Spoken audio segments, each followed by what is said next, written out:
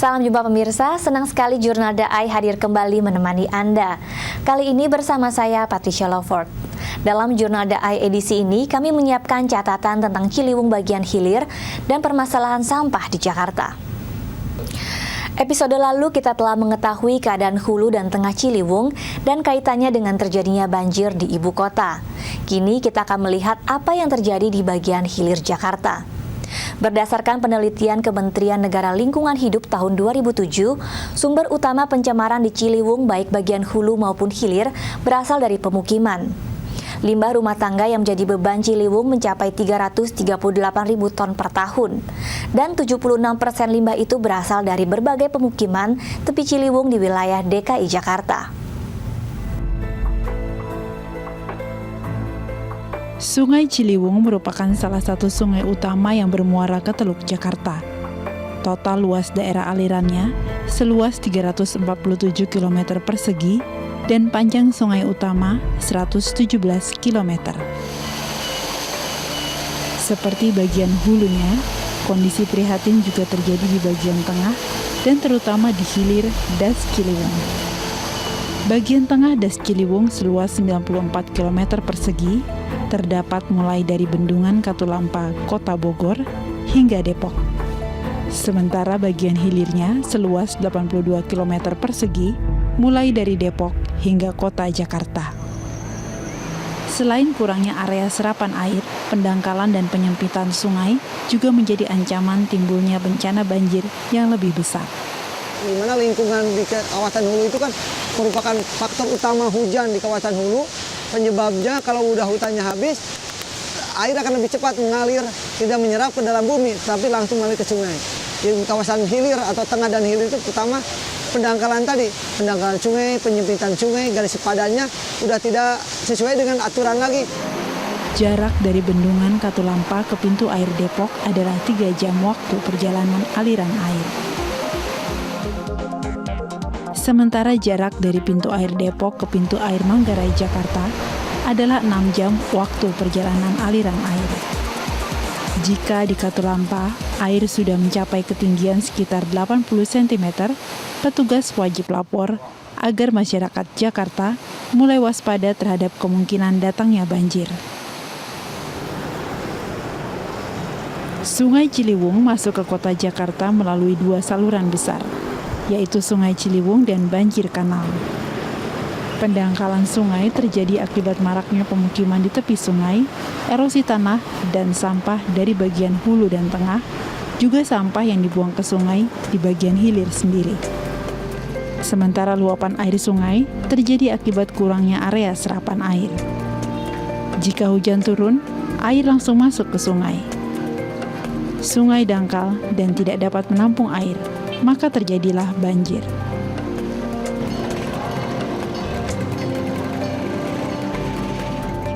Pendangkalan juga menyebabkan penyempitan badan sungai. Jarak talut sungai di kedua sisi rata-rata 14 meter, tapi bagian aliran airnya hanya 2 hingga 5 meter. Sisanya ditumbuhi aneka rumput liar atau tumpukan lumpur. Hasil temuan ekspedisi Ciliwung yang dilakukan tim Kompas pada tahun 2009 menunjukkan 1 dari 2 warga yang tinggal di daerah aliran sungai membuang sampah ke sungai. Sungai dianggap menjadi tempat sampah termurah dan termudah. Walau sebagian besar warga tahu dampaknya, hal itu tetap mereka lakukan. Jadilah sampah yang sudah terbawa dari bagian hulu dan tengah bertambah banyak karena sampah juga memenuhi kawasan hilir. Sebagian besar warga juga tahu tentang dilarangnya tinggal di bantaran kali, tetapi 46% warga yang tinggal di tepi Ciliwung merasa enggan untuk pindah. Nah, inilah mau saya bilang bagaimana merubah mindset saudara-saudara kita yang tinggal di bantaran ini agar mereka lebih paham bahwa tempat yang mereka tempat ini adalah tidak layak untuk ditempati karena memang dia punya saluran drainasenya tidak normal dan memungkinkan terjadinya genangan, dan kita minta kesadaran penuh daripada masyarakat membantu kita sebagai aparat pemerintah untuk bisa sama-sama, mari kita sama-sama berbuat untuk melihat Jakarta lebih indah, tidak adanya genangan. Berdasarkan penelitian Kementerian Negara Lingkungan Hidup tahun 2007, diketahui sumber utama pencemaran di Ciliwung, baik bagian hulu maupun hilir, berasal dari pemukiman. Limbah rumah tangga di Sungai Ciliwung mencapai 338.000 ton per tahun. Dari sampah rumah tangga, 76%-nya berasal dari berbagai pemukiman di sepanjang tepi Ciliwung di wilayah DKI Jakarta. Itu baru satu sungai. Sementara Jakarta dilalui oleh 13 sungai besar.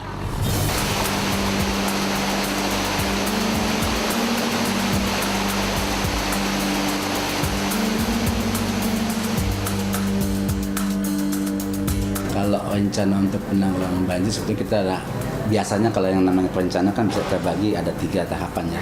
Jangka pendek, jangka menengah, jangka panjang.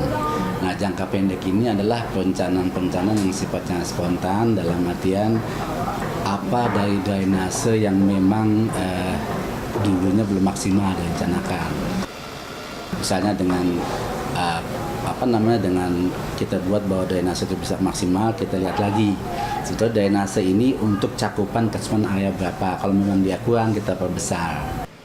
Itu yang kedua, untuk saluran-saluran makronya seperti kali-kali besar itu kita coba lagi untuk memaksimalkannya, itu dengan menambah kapasitas kali, misalnya dengan penerapan sheet pile, dengan pengerukan. Itu salah satu yang kita lakukan jangka pendek. Karena itu yang bisa dilakukan, misalnya pengerukan kita lakukan untuk menambah daya tampung secara vertikal. Karena kalau untuk menambah kapasitas kali secara horizontal dengan melebarkan kali sudah tidak mungkin, karena space-nya sudah ditempatkan sama saudara-saudara kita gitu kan gitu. Jadi satu-satu jalan adalah dengan memaksimalkan itu, mengembalikan trase kali yang sebetulnya pengerukan ini bukannya tidak maksimal, tapi memang kita lakukan tidak sepanjang kali gitu kan, karena kita coba untuk di mana seperti titik-titik yang terjadi genangan, kita coba untuk lakukan pengerukan supaya kapasitas itu maksimal. Kalau pengerukan itu kita terkait dengan hasil pengukuran yang kita lakukan, misalnya endapan itu adanya berapa meter. Kalau misalnya sampai 5 meter mungkin yang kita lakukan tergantung dari andaan juga, mungkin ya kita ambil misalnya sampai 2 meter kita atau 3 meteran. Ya memang tidak maksimal, tapi paling tidak dapatlah mengurangi dampak banjir di daerah tersebut. Menurut data BMG yang dikeluarkan pada 1 Februari 2008, rata-rata curah hujan di wilayah DKI Jakarta dan sekitarnya masuk dalam kategori lebat atau sangat lebat, yaitu pada kisaran antara 55 sampai 300-an mm per hari. Jumlah rata-rata ini menunjukkan pola yang tidak banyak berubah dari tahun ke tahun. Sementara menurut data Humas BNPB, 90% wilayah Jakarta adalah wilayah terbangun. Karenanya jika hujan datang, lebih dari 85% air menjadi aliran permukaan. Yang terserap ke dalam tanah tidak sampai 8%-nya. Inilah yang menyebabkan timbulnya genangan dan meluapnya air sungai. Genangan air dan banjir di beberapa titik wilayah dapat bertambah dalam seiring terjadinya penurunan muka tanah di wilayah tersebut. Sinyal penurunan tanah Jakarta di kawasan Pluit contohnya. Dari tahun 1989 hingga 2007, tinggi permukaan air laut naik setinggi 4 hingga 6 cm. Sementara permukaan tanah turun antara 40 hingga 60 cm. Contoh lain di salah satu bagian wilayah Cengkareng, penurunan bisa mencapai sedalam 1,2 meter. Salah satu upaya untuk mengurangi banjir adalah dengan membuat tempat-tempat penampungan air, baik itu kolam, situ, ataupun waduk. Dan saat ini Gubernur DKI Pak Jokowi ini merencanakan pembuatan embung.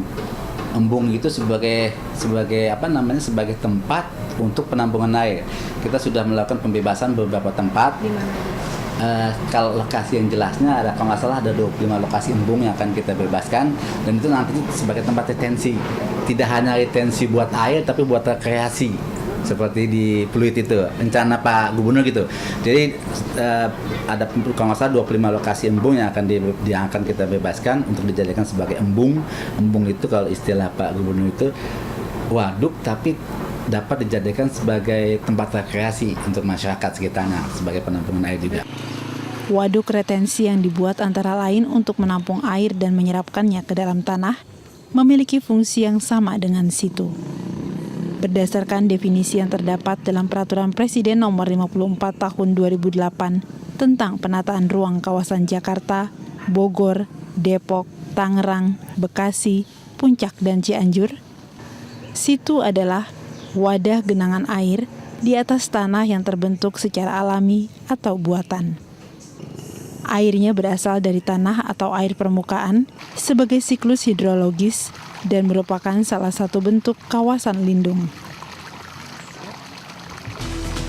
Dalam Rencana Aksi Penanganan Masalah Banjir 2007, Jabodetabek Punjur, tertanda 10 Februari 2007, disebutkan yang bertugas merehabilitasi, mengelola, dan membangun situ-situ di wilayah DKI Jakarta adalah Pemda DKI Jakarta. Sementara Departemen Pekerjaan Umum menangani situ-situ di wilayah Sungai Ciliwung dan Cisadane. Berdasarkan data Dinas PU DKI Jakarta, terdapat sekitar 18 situ dan 14 waduk retensi ataupun detensi di wilayah DKI Jakarta. Luas seluruh tampungan situ dan waduk retensi existing yang telah diinventarisasi hingga tahun 2008 sebesar 149,92 hektar. Itu berarti hanya mencakup sekitar 0,2% dari luas daratan wilayah di DKI Jakarta.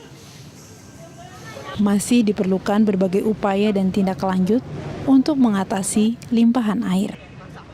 Pada satu waktu secara bersamaan, Jakarta dapat dikepung oleh banjir kiriman dari daerah hulu dan tengah, air pasang atau airop, dan limpahan air hujan di wilayah Jakarta sendiri. Jika air tidak terserap ke tanah karena jumlah areal terbangun sangat luas, kejadian banjir adalah bencana tahunan yang kian tahun kian mengkhawatirkan efeknya. Dibutuhkan komitmen dan ketegasan dalam menegakkan peraturan tata ruang, khususnya Peraturan Daerah Provinsi DKI Jakarta Nomor 1 Tahun 2012 tentang Rencana Tata Ruang Wilayah 2030. Masalah banjir di Jakarta hanya dapat diatasi dengan kerja bersama masyarakat untuk taat pada peraturan dan pemerintah. Data Badan Pusat Statistik tahun 2010 menyebutkan jumlah penduduk Jakarta 9,6 juta jiwa. Di siang hari bisa mencapai lebih dari 10 juta jiwa. Sementara kepadatan rata-ratanya mencapai 13 hingga 15 ribu jiwa per kilometer persegi. Di tempat tertentu bahkan mencapai 20 hingga 30 ribu jiwa per kilometer persegi. Dengan jumlah penduduk sebanyak itu, jumlah sampah yang dihasilkan tentu sangat mengkhawatirkan.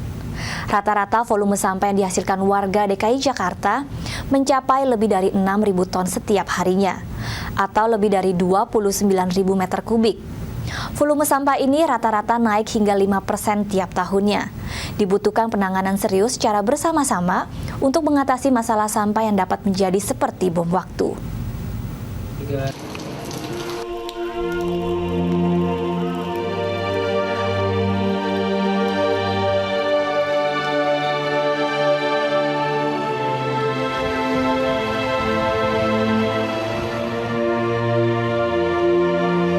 Banjir yang berlalu menyisakan berbagai masalah.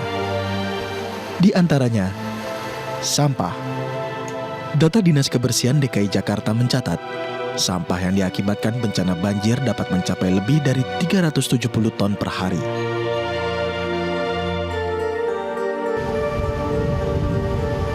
Jika Jakarta secara keseluruhan terendam banjir selama 20 hari, dapat dibayangkan banyaknya tambahan sampah yang timbul akibat banjir. Dalam satu hari, kota megapolitan Jakarta dapat menghasilkan sampah hingga 6.500 ton. Sampah sisa banjir yang mencapai lebih dari 370 ton per hari tentu menambah jumlah beban sampah yang dihasilkan warga ibu kota. Melihat tumpukan sampah ini, jelaslah bahwa sampah bukanlah penyebab utama terjadinya banjir. Tetapi sampah turut memperparah banjir di Jakarta karena menutup saluran air, kali, dan pintu air.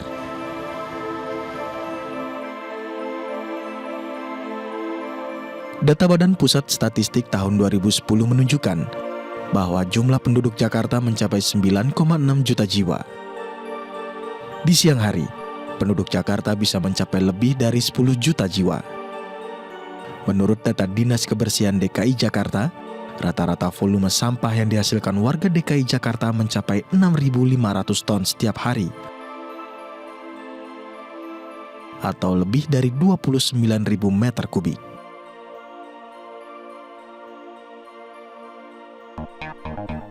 Bila volume ini dibayangkan dengan perbandingan luas lapangan bola dengan tinggi 1 meter, maka setiap hari sampah DKI Jakarta ini hampir sama dengan 4 kali lapangan bola dengan tinggi 1 meter. Diperkirakan, seiring bertambahnya penduduk, volume sampah ini rata-rata naik hingga 5% tiap tahunnya. Dalam 5 tahun ke depan, jumlah volume sampahnya dapat mencapai 7.000 hingga 8.000 ton per hari. Menurut hasil survei Asian Green City oleh Siemens tahun 2012 didapati, pengelolaan sampah Jakarta masih sangat di bawah rata-rata. Kemampuan mengumpulkan dan mengelola sampah hanya 35%, jauh di bawah rata-rata 85%. Tempat pembuangan sampah terpadu Bantar Gebang di daerah Bekasi menjadi lokasi pembuangan sampah Jakarta.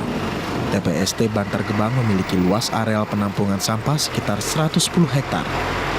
Areal ini sebenarnya hanya mampu menampung 4.500 hingga 5.300 ton sampah per hari. Dibutuhkan solusi dan terobosan untuk mengatasi masalah sampah.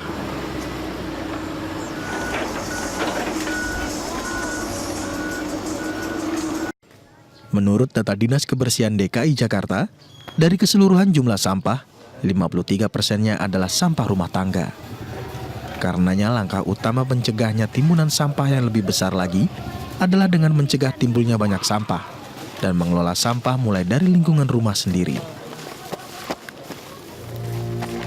Sebenarnya hal pengelolaan sampah mulai dari lingkungan sendiri sudah diatur dalam Permendagri 33 tahun 2010 tentang pedoman pengelolaan sampah dan Permen PU nomor 21/PRT/M/2006 tentang kebijakan dan strategi nasional pengembangan sistem pengelolaan sampah.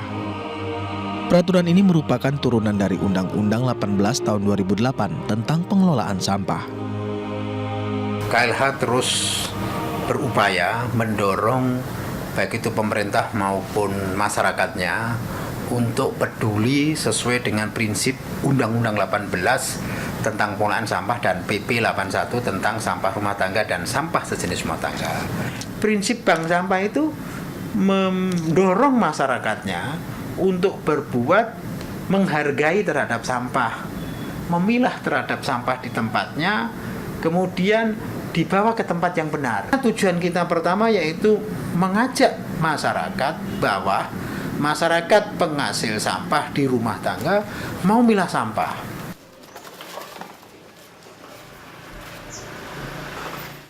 Bank sampah adalah salah satu cara mengolah sampah. Menurut data Dinas Kebersihan DKI Jakarta, saat ini terdapat 94 titik kawasan lingkungan pemukiman di Jakarta. Dari semua titik tersebut, berhasil direduksi 2.187 meter kubik sampah yang setara 485 ton setiap hari atau sekitar 7% dari total sampah Jakarta.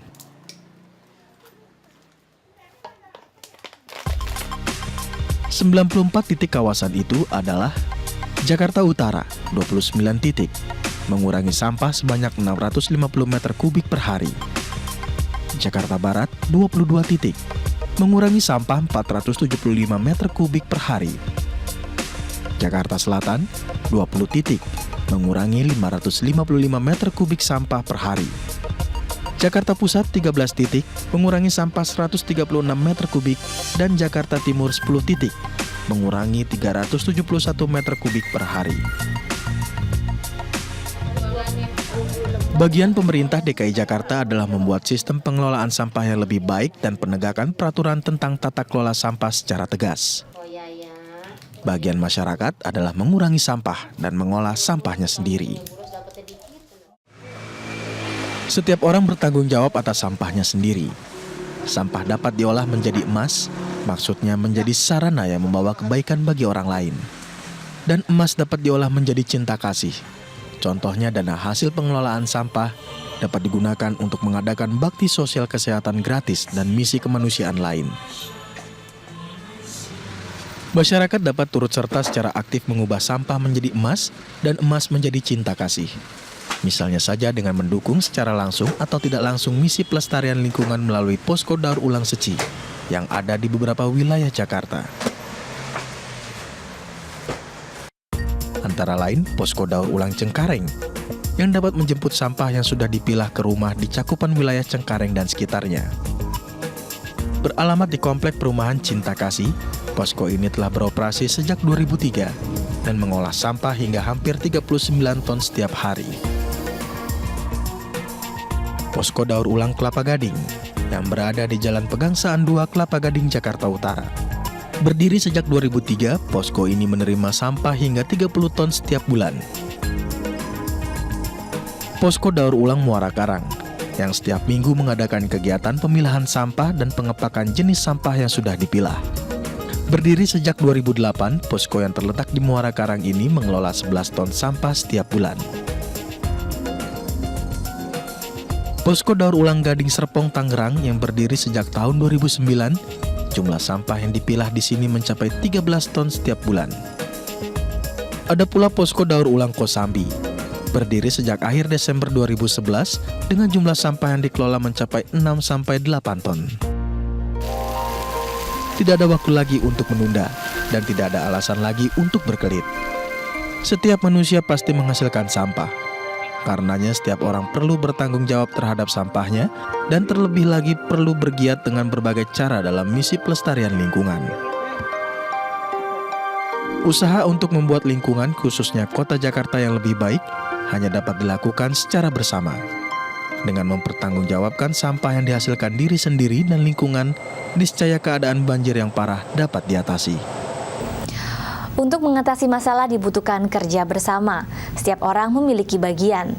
Menjalankan bagian dengan penuh tanggung jawab membuat kehidupan ini dapat berjalan dengan baik. Jadikan hidup ini penuh makna karena setiap peristiwa mengukir sejarah. Jika Anda memiliki saran atau kritik, silahkan kirim SMS ke 0889 8100 5000 atau ke website DAI TV dan media sosial DAI TV. Akhirnya saya Patricia Lowford mewakili seluruh kerabat kerja Jurnal DAI mengucapkan terima kasih atas perhatian Anda. Sampai jumpa.